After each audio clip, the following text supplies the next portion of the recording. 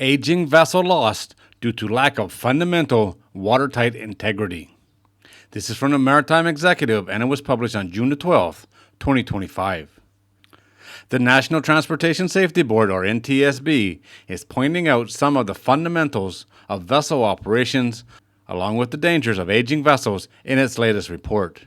The report shows that an 80-year-old Navy surplus vessel being used to support Alaska's fishing industry was lost due to flooding possibly caused by maintenance issues and the captain and mate's decision to leave watertight doors open while they were underway. The vessel named Cape Douglas was lost on November the 6th, 2024, about 4 miles southeast of Kodiak, Alaska. The captain and mate reported they were unable to control the flooding on the vessel and abandoned ship into a skiff they were towing. They flagged down a nearby fishing boat for their rescue. Less than an hour after the captain and mate donned their survival suits and abandoned ship, and 40 minutes before they were rescued, they watched the industrial ship that they had been operating sink. The NTSB reports that the Cape Douglas was built for the U.S. Navy in 1944 as a landing craft tank. By 1947, it had been decommissioned and found its way to Alaska, where it was sailing from Kodiak as a commercial fishing vessel. It was acquired by North Bay Corporation in 2000 and used to haul heavy equipment and as a fish tender to dispose of fish byproducts. It was one of those fish tender runs loaded with about 30 tons of fish byproduct, which the captain termed a moderate load. The disposal site was about 4 miles southeast of Kodiak in Chediac Bay, and they were making about 5.5 knots. The captain was trying to start a pump used for offloading when he observed that water had flooded into the engine room.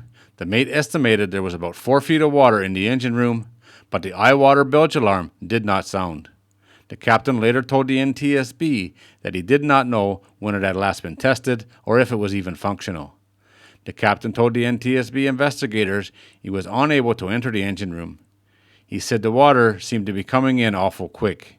He confirmed that they regularly left the watertight doors open during transit to help with ventilation for the engine room. The NTSB reports that the vessel had last been surveyed in August of 2022, and the report found wastage greater than 15% and in many sections exceeding 25%, as well as rust and other issues. The owner was told the vessel was only suitable for local limited fish waste dumping and would require an extensive refit for any load freight operations. The vessel had not been used between the survey in 2022 and this trip in November of 2024.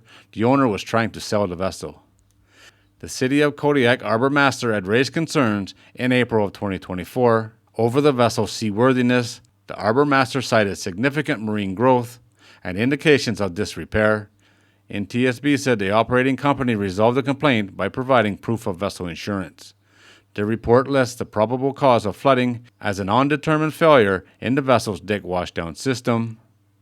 It also points to the fundamental principle of maintaining watertight integrity, saying leaving the watertight doors open likely contributed to the casualty.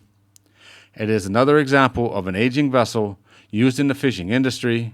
In 2023, the U.S. Coast Guard in Tacoma, Washington, had to manage a situation with a 77-year-old fish processing vessel after there were reports of an ammonia leak.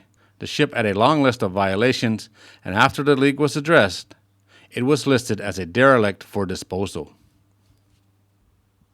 In every video that I do where a vessel sinks, someone in the comments always says it's an insurance job. This one looks like an insurance job to me. She hadn't moved in like 3 years. She had what they considered a moderate load on board. Only 2 people. They were towing another boat behind them, and they had the engine room full of water and didn't know it.